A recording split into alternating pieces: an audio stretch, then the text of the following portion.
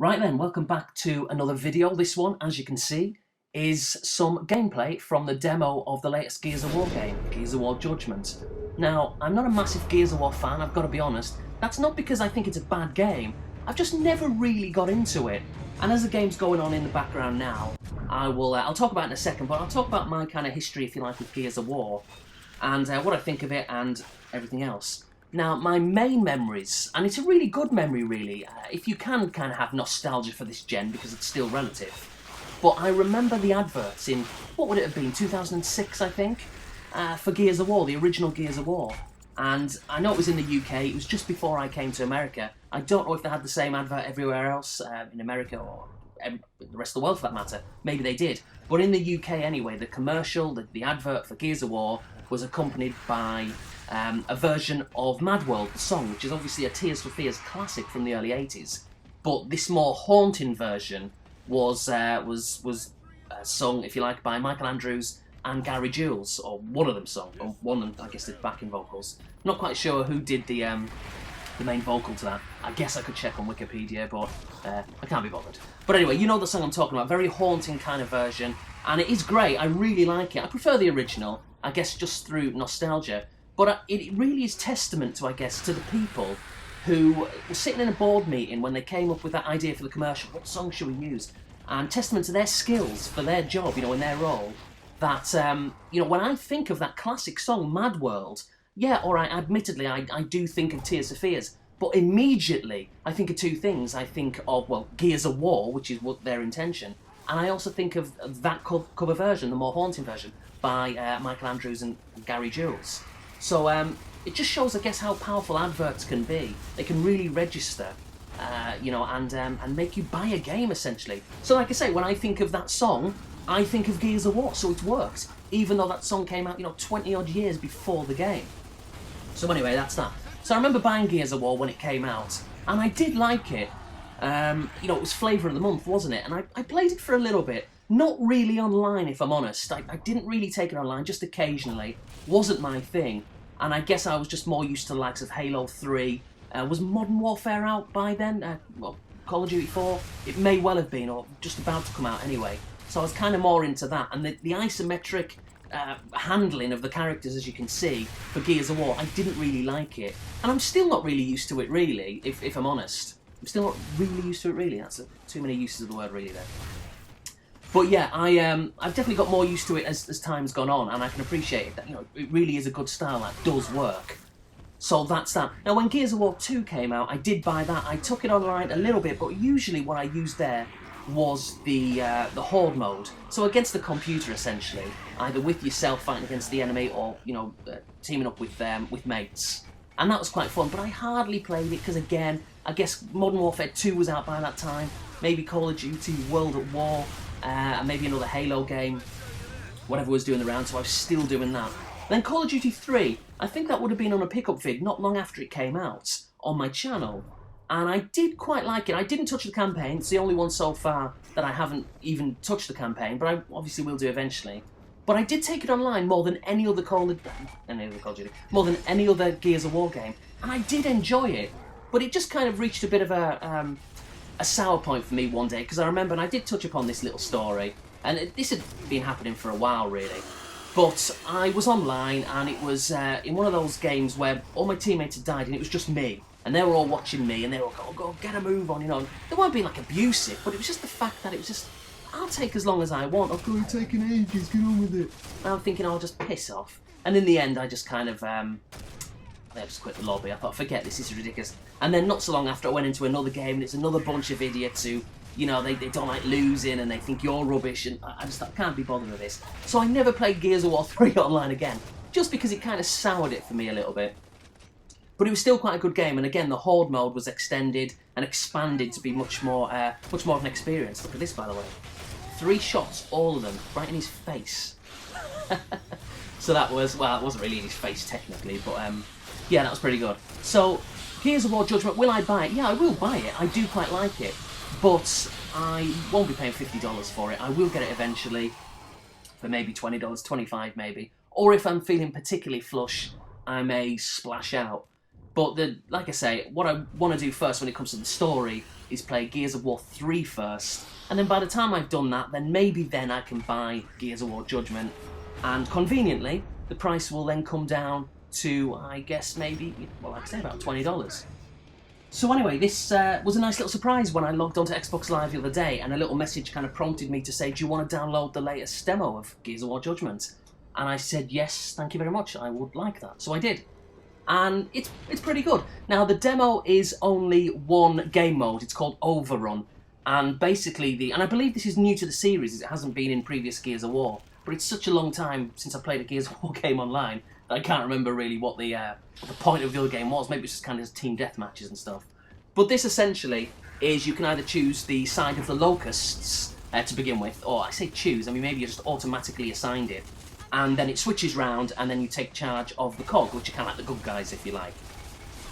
And the idea is there's fortifications, several of them, and you've just kind of got to knock it down, essentially, and force your way through to push the enemy back. The enemy depending, you know, on what side you're on. And yeah, it's really frantic, and you get such a sense of urgency. Like, as I'm knocking down this fortification, this base here, you know, the damage is coming up, damage 3, damage 7, damage 10, whatever it is. And it really feels, they've done a really good job. It feels like you're making such an impact, you know, the adrenaline's like really pumping. I really do like this. And also similarly, you know, if you're like, say, the COG in this instance, or the enemy, I should say, that I'm fighting against here, on this particular example, then it really does feel, you know, like they're breaking down the barriers, literally. And that sense of overriding panic, if you like, it really shines through. So like I said, they've done a really good job there. I can't recommend that enough. Whether I'll still be playing this game if I was to buy it, you know, for whatever price, 6 months from now, a year from now, or whether I get bored of it very quickly, I'm not sure, but I really like the demo, and it's definitely made me want to go out and eventually get the game, whenever that is. So as you can see, I'm playing the Grenadier. I say as you can see, I mean, maybe you don't know it's a Grenadier, but this character's a Grenadier, and more human-like, obviously not in terms of appearance. Look at that, some guy sneaking out, you know, camping, as per usual. Any game gets it, don't they? So, as soon as I talk about the Grenadier, I then switch to this guy. But anyway, the Grenadier is more human-like, obviously, like I say, not aesthetically, not in terms of appearance, because he's a bloody monster, but the way he moves around, and he's got a machine gun, so again, kind of the machine, or the weapon that a human would have, and he has a grenade, so again, more of a human kind of feel. So when I'm playing as a Locust, he's kind of the Grenadier is the kind of character that I tend to use more often than not. But I mix it up just for the sake of it on this video, to show everyone, just in case you were interested. So yeah, this particular character here, that is scuttling across the floor, it sounds really creepy as well. I don't know if it's shining through the actual sound, because it's a really loud game, so I've had to turn it down a little bit. But that scuttling's really creepy. It's like the first character that used the ticker. And but yeah, his special ability is to Serapede, this guy. His special ability is to spit acid.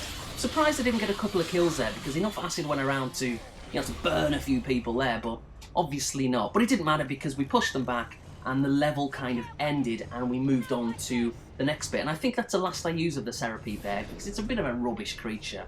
I guess, you know, if you're gonna harness its controls and get used to it, like any other character, you know, it'll improve, but I don't really think much of it. So I go here with the, I tried to get the Mauler, but it wouldn't let me, so I went back for the Grenadier. Like I say, the tried and trusted, my, generally speaking, enemy of choice. Just because it just feels just more human-like than the others. Look at that, there's the Serapede as well, a computer, or a teammate I should say, is controlling it. Spitting the acid to shoot down the barriers, and it seems to be doing the job. And as you can see, the little grey barrier, that's going down all the time, and it eventually gets to orange, I think, and then red, as an indication as to, you know, how far the barriers are coming down. And as you'll see in a minute, when the game switches, you know, you have the ability to repair the damage. Once that barrier's gone, you can't repair it, it's gone, and that's the end of it. But yeah, this is taking ages to knock this one down. But like I said before, this guy in front of me with that big, like, wielding mace and a shield, I don't unlock him in this game, but you do briefly get to see him there. And he's a really powerful character, spins the shield around, and he knocks those fortifications down, like, you know, honestly, within seconds. It's really strong. So I screwed that up, because I should have reloaded in time, but I didn't. So I go back to the Grenadier, again, tried and trusted, and I love that feeling just like this. It doesn't really shine through in the game, but you hold the A button down to run, and that kind of the movement, the scenery, it feels really good. it's lost a little bit of its novelty, if you like. When I first saw it in the original Gears of War game, I thought, this is amazing. Never seen anything like it before. It still looks good, but like I say, you know, several years on and several Gears of War franchise games later, it's to be expected now. You take it with a pinch of salt, take it for granted. But it is still pretty technically impressive. So we're shooting down this, I guess it's a kind of a sentry gun there, one which is already in place. And we're closing down at the end of the level. This is the generator. We've got to blow it up. Get a couple of people there with a grenade. A few little awards shine up on the screen. Annoyingly, any second now, again, someone just randomly appears from behind. I don't know how they did that. How does that happen? As you can see, there you go. There's kind of very quickly you see sort of a bit of a kill cam.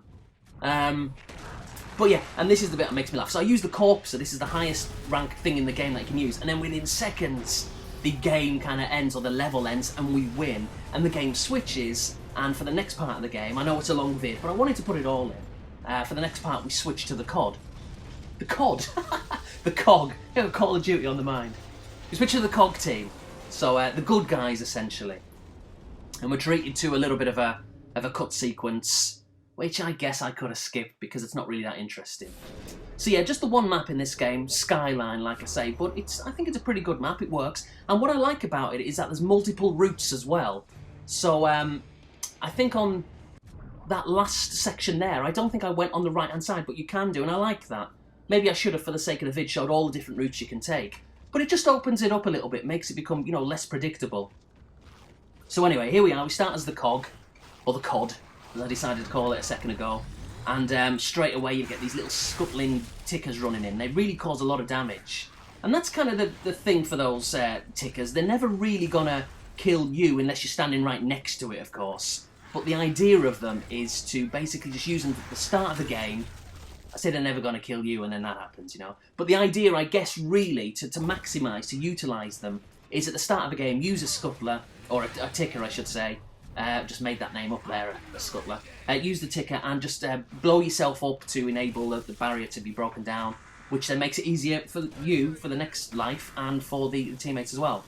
So I've got the engineer class, puts down a sentry gun. Now on the right hand side, when that blue bar is full, it means I can put a sentry gun down. As soon as I do put it down, it'll start to go down again. And as I think you can see, yeah, that blue bar is going down. When it goes down, that sentry gun's going to disappear. And then it'll have to get regenerated again, and then I can put another one down. So it doesn't last long. I mean, what was that? Best part of 15, 20 seconds? But it does, you know, get a lot of kills if anyone's in its way there and then. But of course, the main purpose of the engineer class is to repair, and it's to repair the barricades. Now, like I touched upon before, what you can't do is to basically rebuild a barricade or a fortification. Once it's been knocked down, once it's been destroyed, then it's gone, and there's nothing you can do about it. But like I say, you can repair whatever has a bit of damage. Even if there's 1% of it left, you can obviously technically still repair it. But it causes so much kind of panic, sheer bedlam, you know, when you're trying to repair it, and you've got your other teammates trying to fend off the enemies, and you've got, you know, spitting acid, you know, flying in, and grenades being lobbed in right, left and centre. And the adrenaline, it's an incredible rush, and it really works. And I think, like I said before, it's one of the signatures, if you like, of Gears of War, that kind of whole tension thing of the enemy marching on towards you. So it's making me laugh, actually, because I'm looking at this right now, and there's another guy to my left. He's also an engineer class, and I think there's another one there. So we've got like 5 people on our team, and 3 or 4 of them are all the same. Absolutely ridiculous. So in a second, what I'm going to do, I think I change to the... Oh, here I can like repair the turret. I think as it goes to completely green, there you go, so it's fully repaired. Now you can't do that, that's what they've got to destroy, that object there. That's the generator, if you like. And once that's gone, it's gone, end of. Even, you know, if 5% of damage comes off that, it stays there. So you can't repair that at all, you've got to protect that, that's the point of the game. Now I kind of screw this up. He should have been killed there, I don't know what I was doing. And then some random grenade gets me there, but... it's good in a way because it makes me change class any second now. This is a camera angle from a teammate. And I think I choose the... There we go, the soldier. Now the soldier has the ammunition. Now check this out for a great aim. Now the 2 red flashing things there are basically saying that my teammates need ammunition. And look at that. Right at him. Brilliant aim. And so he starts getting all that. He's taking it away. And as you can see, there's a little bit of a timer essentially on the ammunition. So it doesn't stay there you know, it just stays there for, well, it does stay there, but for a very short period of time. I think like, you know, 10 seconds. And if nobody picks that ammunition up, then it's gone. Now, for some bizarre reason, that person there to the left, they also needed ammunition, but they ran away from the box that I threw to them. Completely stupid. But yeah, one of the best things if you learn how to use it, and I clearly haven't, but it's this gun here, and I think it's the primary gun, but I prefer the secondary gun that this soldier class has. And what I love about it, once you master it, like I said, which I haven't, is you can choose like the trajectory of where you want it to bounce off, and it's really clever, so you can be very, you know, tactical, I guess, and technical, and have it bounce off walls. And I think I'd maybe do that in a minute, or in a few minutes, whenever it is, and I get a couple of kills as a result. Now this one I was just pissing around, being stupid, but it would have been funny, I guess, if I'd have got someone there. But in a minute, this huge kind of monster comes running towards me. I think this is it here. And I quickly think, oh Christ, gotta whip out my secondary weapon, which for me should be the primary weapon. And I do finish him off. I was kind of lucky there, because one of the reasons that he couldn't get through was because there's, I don't know, 2% left of that barrier, which, incidentally, I think just disappeared there because of that tickler. Ticker, even. A tickler, that'll be a good enemy, just comes on just tickling people.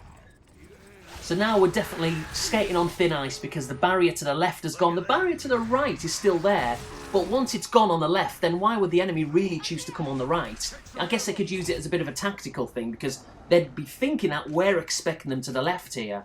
So, yeah, again, it really has you on edge, wondering, you know, where they're going to come from, but obviously they're going to take the easy option. So all these tickers are coming in. There we go. There was a certain amount of inevitability in the air that was going to happen. The locusts have opened our e-hole. I know. Euphemisms aplenty, what can I say? But it switches around now, and now we've got to protect our e-hole. So, yeah, it's just gag paradise, isn't it? But it's good in a way, because now what it does is it gives me another opportunity to play as yet another class, and I choose the medic. Now, I think the female character is the only one in the game. It's certainly the only one in the demo anyway. And what this particular one does is regenerates your teammates' health with the stim gas. Again, you can see it on the right-hand side. So I'm ready to use that. The blue bar is full. I can chuck it down. I can lob it over to some teammates. Now, I'll know they need health, you know, because a little kind of red emblem, if you like, will show above the head. So that's kind of handy. Obviously, there's no one around me at the moment, no teammates, well, the person on the left. But they're fully healed, they've got full health, so I don't need to waste it on them. Because obviously once you do get rid of it, you've got to wait for it to generate back again. That can waste valuable time. So there's no point chucking it down, because it'll, you know, if no one needs it, because it'll just disappear within a few seconds anyway. So I jumped on the turret there, got a couple of kills. I'm thinking, well, hang on a minute, you know, no one's really coming through.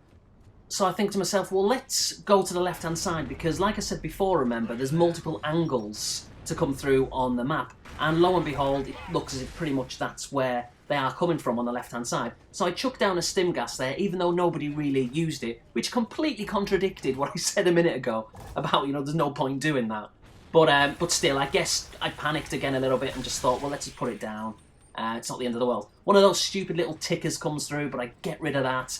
And this is a bit of an awkward angle now, or a bit of an awkward moment, because once again I've gone back to the right-hand side of the screen, but there's no enemies there. This fortification there is intact, the one to the right's intact, that one's fully intact, as are the other two as well. But the one where I was aiming down the turret, that's gone, so anyone can just burst through there any second. So at this moment in time, that one on the left that I've just left, or that one on the right which I've just left, I guess really, is completely manless, or womanless at this moment in time. So they could just break it down and we would literally be screwed. So it's just the gamble I've took. It looks like it's the gamble everyone else has taken as well. And in fact, there we go, that one's gone. So now they're in, pretty much. There's only one little barrier left, one on the right, one on the left. Once they break through that, then they're at the generator. So I somehow, I don't know what happened there, like a one-shot hip-fire kill, I think got him, or maybe it was a punch or some, I don't know what I did, but I got rid of him. That guy there needs energy, you can see, but my stim pack hadn't recovered in time, so I couldn't use it. So that was a drag, so he's going to regenerate. So that means we're down by another person, and then that happens to me, so we're down by another. While this is going on, the enemies are continuing to come through, so yeah, we're going to be screwed. But what it's going to come to, because they are going to blow up the generator, it's, you know, we've gone past and beyond that point now, we can't really protect it. So it essentially comes down to which team, is it going to be the COG or is it going to be the Locusts, who is going to knock down these barriers and ultimately destroy the generator in the quickest time.